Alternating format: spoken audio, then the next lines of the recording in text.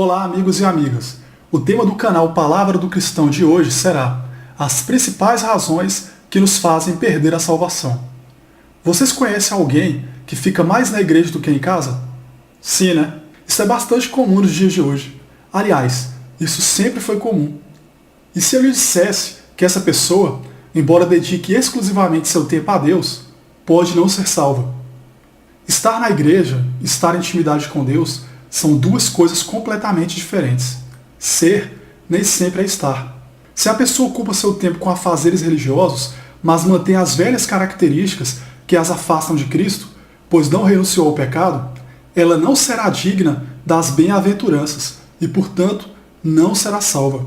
Devemos lembrar que a nossa família é a nossa primeira igreja. Se não conseguimos amar o nosso próprio irmão de sangue, ou os nossos pais, jamais conseguiremos amar as pessoas que estão fora do nosso convívio. As características mais comuns que observamos em muitas dessas pessoas são o julgamento, a inveja, o egoísmo e a fofoca. Nesse contexto, a pessoa julga seus irmãos afirmando que estão condenados, isto é, olha o cisco no olho do outro, mas esquece da trave em seus próprios olhos, como diz Mateus, no capítulo 7, versículos 3 a 5.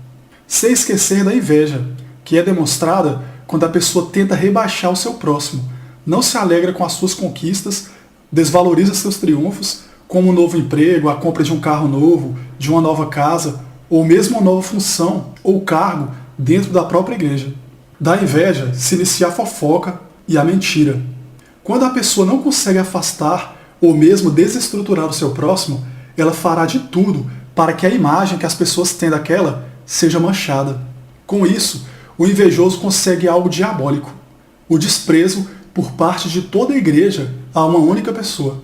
A maioria das pessoas passa a ter raiva do outro indivíduo simplesmente pela imagem criada e repassada por outrem, quase sempre por intermédio da fofoca. O egoísmo é demonstrado quando a pessoa procura Deus apenas para si, como uma espécie de contrato de exclusividade. Assim, não ora pelos seus irmãos ou com eles. Quer que as coisas boas aconteçam apenas para si, ou seja, ele quer que a graça seja só derramada sobre ele. Outros defeitos que nos fazem perder a salvação são o egocentrismo, o narcisismo, a autoconfiança exagerada, a ambição, o espírito de disputa e de contenda, o espírito de deboche, o materialismo, o desejo de humilhar o próximo, a vaidade, a falsidade e querer ser o centro das atenções. De nada adianta servir as 24 horas do dia na igreja e não deixar morrer esses defeitos. O egocêntrico, por natureza, preocupa-se consigo mesmo e não tem empatia, ou seja, é insensível à dor do próximo, pouco se importando se as pessoas estão ou não sofrendo com seus mandos e desmandos. Pessoas assim só veem a si mesmas. Todo o resto merece ser descartado e deixado de lado. De modo muito similar, o narcisista tem uma opinião muito elevada de si mesmo. Busca sempre o aplauso, o elogio e a admiração dos outros. Trata o altar como um palco para o seu show pessoal. Ademais, crê que todas as pessoas são inferiores a ele. Portanto, também não tem empatia. Igualmente, quer ser sempre o centro das atenções. A ambição se caracteriza quando a pessoa busca a Deus com a intenção de obter algo em troca. Isso significa que o indivíduo acha que, cumprindo a missão, Deus teria a obrigação de lhe dar poder, riqueza e status social. O ambicioso esquece que devemos buscar somente a Deus e todas as outras coisas serão dadas em acréscimo. Quando a pessoa é movida por ambição, ela não medirá esforços para alcançar o que deseja e, por vezes, poderá derrubar todos ao seu redor, inclusive aqueles que ele vê como obstáculos ou rivais. A autoconfiança não é ruim. Contudo, quando há exagero, essa convicção torna-se arrogância e soberba, já que nem sempre a missão dada significa missão cumprida, ou seja, nem sempre seremos capazes de fazer aquilo que nos propusemos a fazer. Obviamente Deus nos dá a cruz no peso que podemos carregar, mas existem pessoas que, para se vangloriarem-se, acrescentam mais peso nas costas. A vanglória é um pecado que precisa morrer no coração do cristão. Já o espírito de disputa e de contenda é uma característica humana. Contudo, devemos renunciar a esse sentimento, pois para alcançarmos o céu, a união é essencial. Quem visa a disputa e a contenda certamente não será eleito, pois somente aqueles que são mansos e humildes de coração que herdarão a salvação. A disputa e a contenda são sinônimas de rivalidade. E Deus não é o Deus da confusão. O espírito de deboche está intrinsecamente ligado a uma vida mundana, baseada na zombaria, na mesquinhez e na ridicularização do próximo. Pessoas debochadas são quase sempre cínicas e irônicas, além de gostarem de ver as pessoas em situações embaraçosas. Quem se alega com a dor do próximo, ou mesmo ri quando algo de mal acontece com ela, certamente não é cristão, pois o cristão se coloca no lugar do outro e sente compaixão.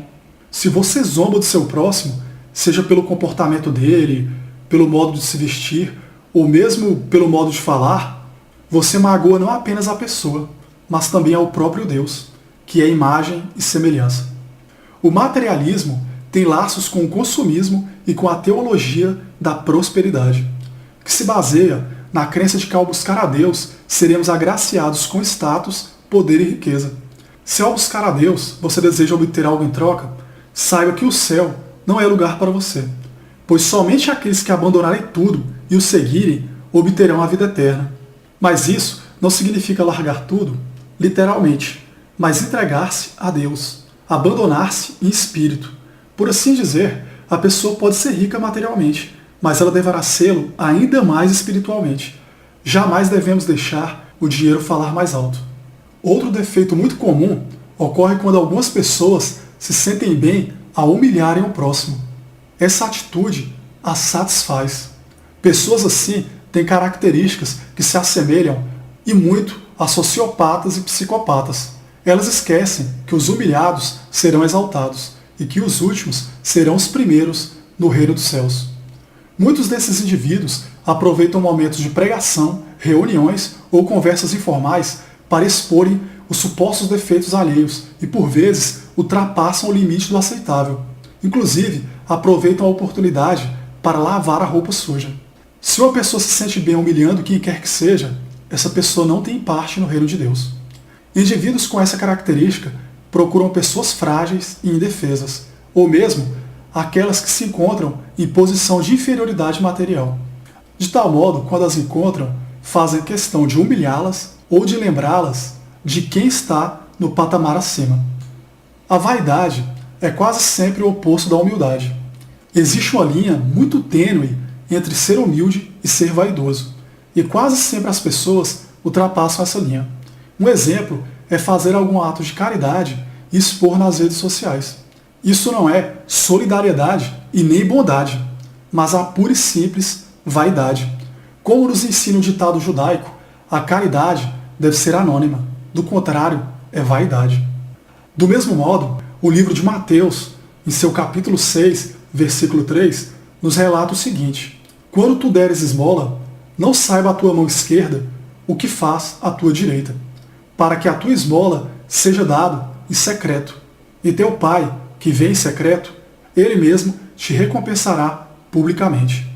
Pois bem, a caridade pública, que se propaga como um comercial de TV ou um vídeo viral na internet, não agrada o coração de Deus, pois visa apenas a vanglória daquele que ajudou.